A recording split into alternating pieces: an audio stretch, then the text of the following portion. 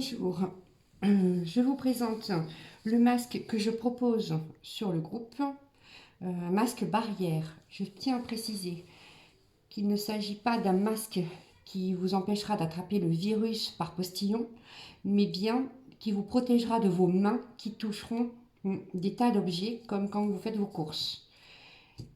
Parce que l'être humain se gratte le visage plusieurs fois en peu de temps. On ne se rend pas compte de ce que l'on fait. Comme vous voyez, il est très simple. C'est un carré fini avec un trapilo là, une attache qui permet de glisser sur la tête et nouer derrière en resserrant bien les liens. Je vous montrerai ensuite. Il permet d'avoir une attache pour pincer le nez. C'est plus facile de maintenir le masque sur le nez, surtout quand on est porteur de lunettes. On n'a pas la buée sur les verres. Il y a un filtre. Ici, celui-ci est lavable. Il est en microfibre. On peut le faire de différentes façons et on peut aussi le faire avec du sopalin en termes de filtre jetable. Pour le faire, qu'est-ce qu'il me faut? Il me faut tout simplement du coton tissé, serré si possible.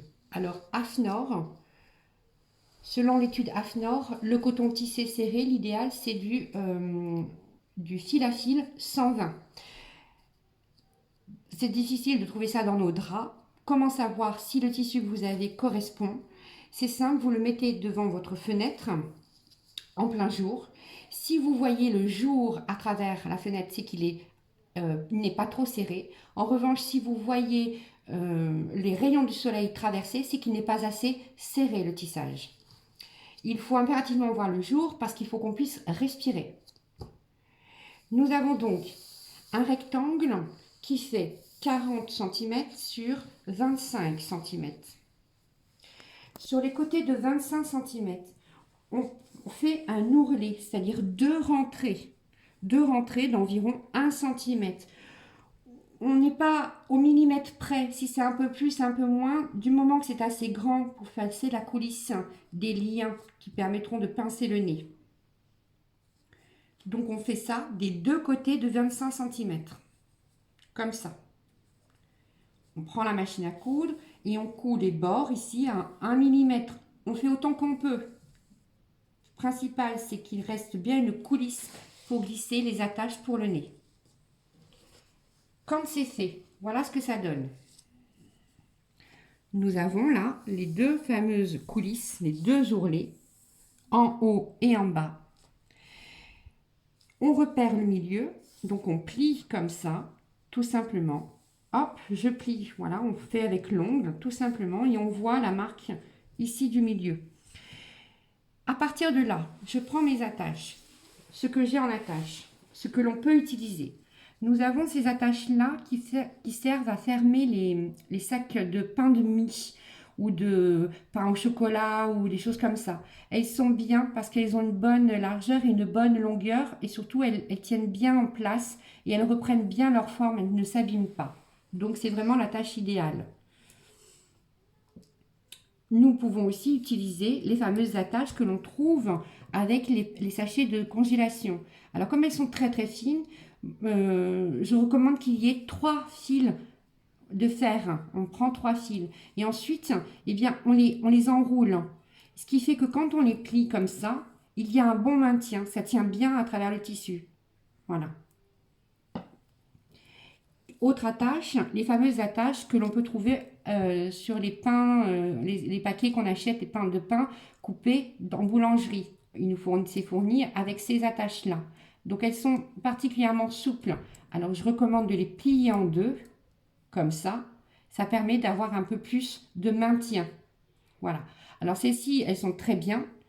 Si vous trouvez que votre tissu est trop épais, je vous recommande d'en mettre deux, l'une sur l'autre avant de les plier, afin de donner plus de forme, que ça tienne bien. L'idée est que le masque ne tombe pas du nez.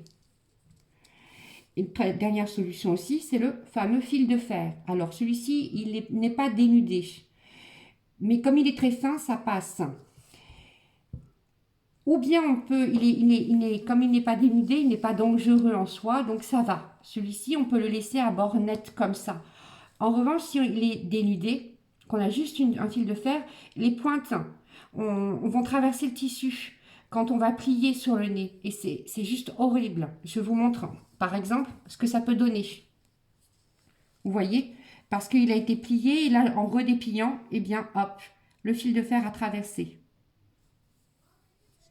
Donc, ce que je vous demande de faire, enfin, ce qui est mieux, en tout cas niveau confort, c'est de prendre une petite pince et d'enrouler les pointes comme ça. Et du coup, elles sont bien prises, elles ne vont pas se défaire. Et là, ben, c'est arrondi et aucun risque. Et ensuite, eh bien, hop, ça se fait comme ça, dans la coulisse, ça prend la forme et sans aucun problème, ça ne bouge pas. C'est presque à la limite le meilleur lien après celui-ci que je recommanderais presque, au niveau du maintien sur le nez, de manière à ce que le masque ne glisse pas. Ensuite, donc là, j'ai ma coulisse, et je vais prendre mon attache que j'aime bien utiliser, que j'ai un petit peu, voilà. Donc j'ai celle-ci. Je prends mon milieu qui est ici, je repère. Très honnêtement, je ne m'amuse pas à prendre un mètre de couture ou mon centimètre et tout. Je repère là, mon doigt il est là, je vois que ça fait à peu près ça. Qu'est-ce que je fais? Hop, je fais ça, je fais mon repère ici. C'est la butée, ça me fait un pli ici. Je sais que ma barrette, elle doit arriver ici, tout simplement. Voilà. Et donc, je vais sous ma machine à coudre. En point droit, je fais un point d'arrêt. Donc, je repère à nouveau. Est-ce que j'ai pris le bon côté? Oui, bon, voilà, je l'ai. J'ai repéré mon pli. Il fait nuit, la nuit est tombée, du coup, j'ai moins de visibilité. Donc là, mon pli, il était là. Donc, je sais que mon point d'arrêt doit être plus vers ici, en tous les cas, plutôt que là. S'il n'est pas pile sur le pli, c'est pas grave. On va pas se prendre la tête.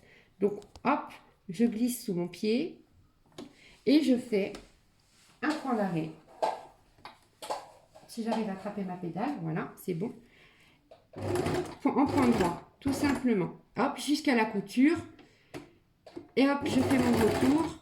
Terminé. Je lève mon aiguille, je soulève et je coupe mon fil.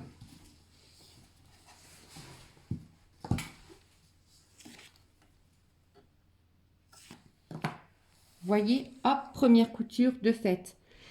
À partir de là, je prends mon attache et je la glisse dans ma coulisse jusqu'au point d'arrêt. Voilà, hop, il ne peut plus aller plus loin. Je le bloque. Là, je plie mon tissu pour faire mon repère. Évidemment, je ne vais pas faire ma couture pile poil, déjà parce que ça va casser mon aiguille. Et puis, il faut un petit peu de jeu de toute façon. Parce que le tissu peut bouger avec le lavage et le repassage et tout ça. Après. Donc là, ici, je sais que j'ai mon pli là. Je vais coudre 5 mm plus loin. Hop. Et pareil, je fais la même chose que tout à l'heure.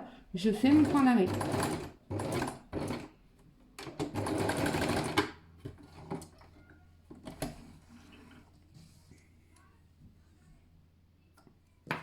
Et ainsi, mon attache, elle ne peut plus bouger.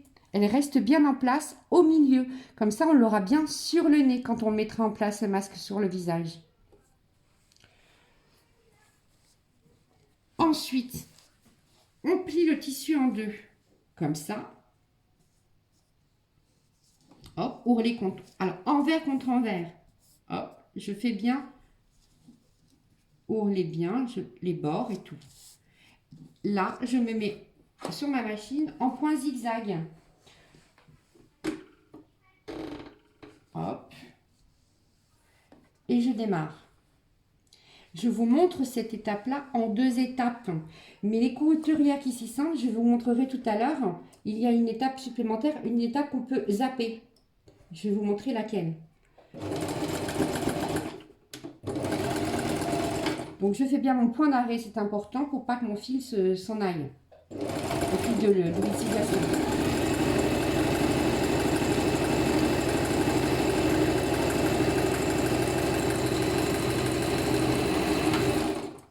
Hop, j'ai fait mon premier côté.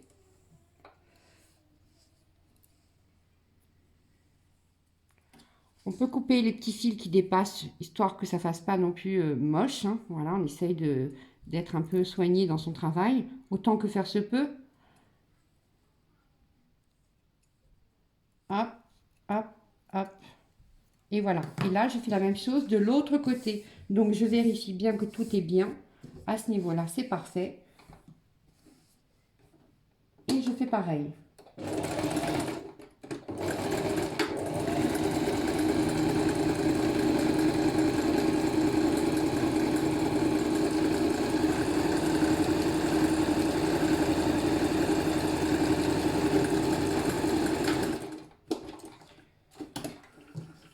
Voilà.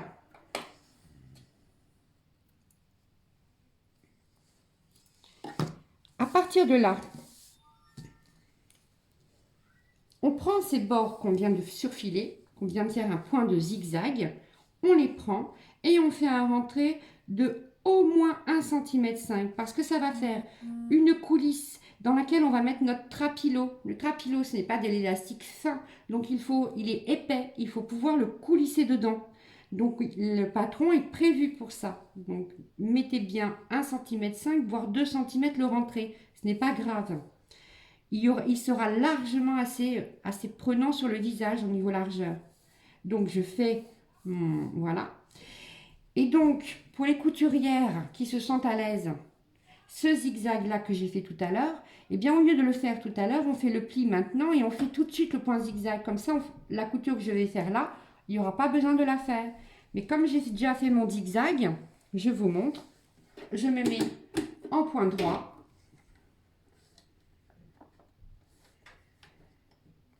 Hop. Et je couds là sur le zigzag, tout simplement.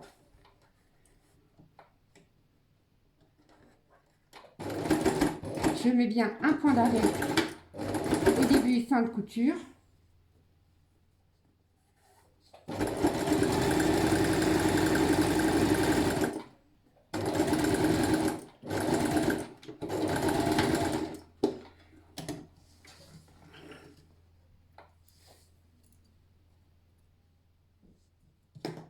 La même chose de l'autre côté. Et ça, c'est la dernière couture à faire et votre masque est cousu. Il sera terminé. Il n'y a plus qu'à mettre filtre, trapilo. Et c'est tout.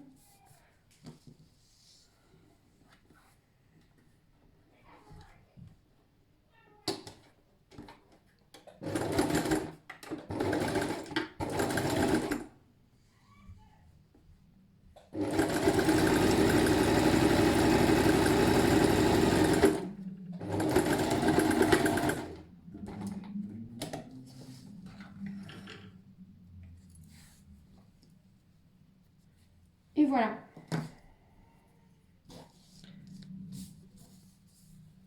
Le dessus, le devant, voilà. Donc j'ai fait attention, évidemment, quelque chose, ça m'est arrivé de faire l'erreur, c'est pas dramatique, c'est juste une question d'esthétisme. Vous voyez, sur cette couche-là, elle est là, la pince. L'idéal, c'est que le rentré que je viens de faire soit sur l'envers.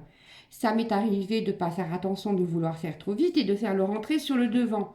C'est juste, voilà, comme je vous dis, une question esthétique. Mais sinon, ben, on ne défait pas, hein, on laisse. Voilà. Donc, voilà le masque. Et maintenant, je mets la machine de côté. C'est fini, il n'y a plus de couture à faire. Comme vous voyez, ça ne prend pas beaucoup de temps. C'est très facile. C'est pour ça que j'ai choisi ce modèle de masque. Parce qu'il répond aussi à l'étude qu'a fait AFNOR au niveau des tissus pour la protection. Donc, le trapilo, il m'en faut 1,40 m. On pensait à 1,20 m. 1,20 m, c'est pour des petites têtes d'adultes. 1,40 m, c'est pour les grandes têtes. Voilà. Donc, nous, dans notre groupe, on fait 1,40 m parce qu'on ne sait pas à qui vont aller les masques. Où vont aller les masques. C'est par les côtés. On prend une épingle à nourrice, tout simplement. Et on fait comme pour n'importe quel type de ruban. On prend la coulisse. Là, ici, c'est le haut de mon masque. Je prends donc par le bas. Je coulisse mon trapilo à l'intérieur.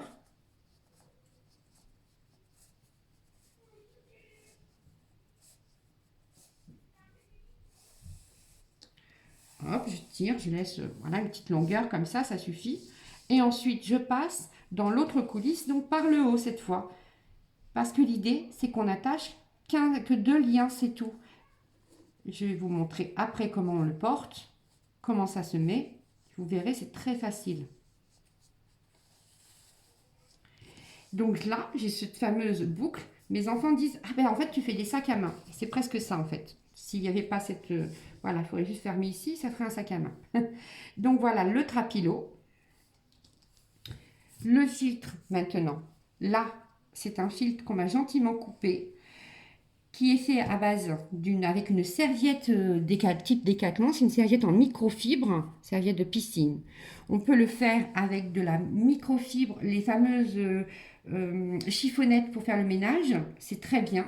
Vous pouvez, ça c'est pour du filtre lavable. En filtre jetable, utilisez tout simplement du sopalin. Ou alors, ça existe dans le commerce ou à la pharmacie, des fameuses compresses en coton intissé. Voilà, et donc vous le mettez tout simplement dedans. À quoi sert le filtre? Il sert à vous protéger, évidemment, mais il ne sert pas à protéger les joues, il sert à protéger surtout le nez et la bouche. Le masque doit vous glisser jusqu'au menton, donc c'est pas grave s'il ne va pas jusqu'en bas le filtre. En revanche, il faut bien qu'il aille jusqu'en haut, puisque le masque est posé sur votre nez. Et voilà, il est terminé votre masque, tout simplement. Comment le mettre maintenant? Je vous montre sur une peluche, parce que je préfère, ce sera plus facile de vous expliquer.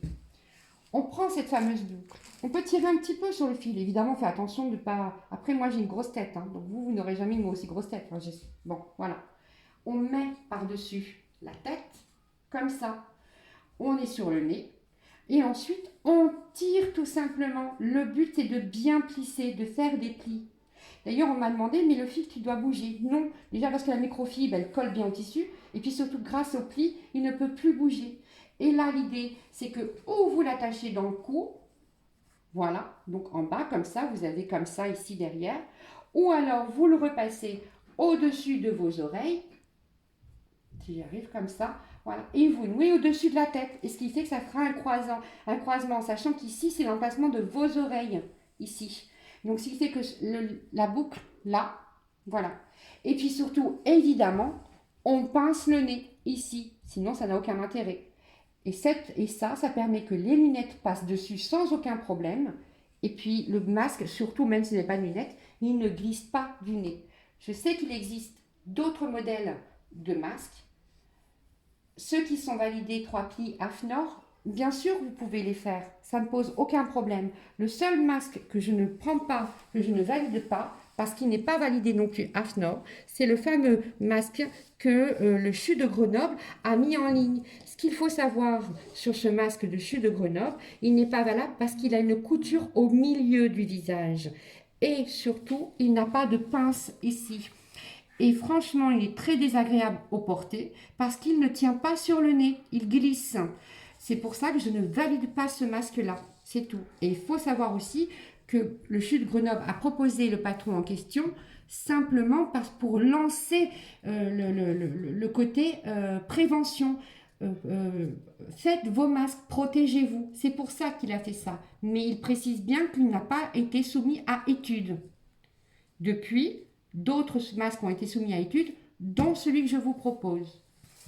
J'engage tous les Robinsonnais et tous ceux qui regarderont cette vidéo à fabriquer votre masque. Vous voyez, vous avez forcément le tissu qu'il faut chez vous. Le trapilo, on vous mettra un lien. Vous n'êtes pas obligé de l'acheter. Il vous suffit d'avoir dans vos armoires un t-shirt et vous pouvez le fabriquer. Il existe plein de tutos sur YouTube. On va vous mettre un lien qui va bien vous expliquer comment on fait le tuto. J'espère avoir été bien claire cette fois-ci, que tout le monde comprend la méthode de montage et de coupe. Merci beaucoup, au revoir.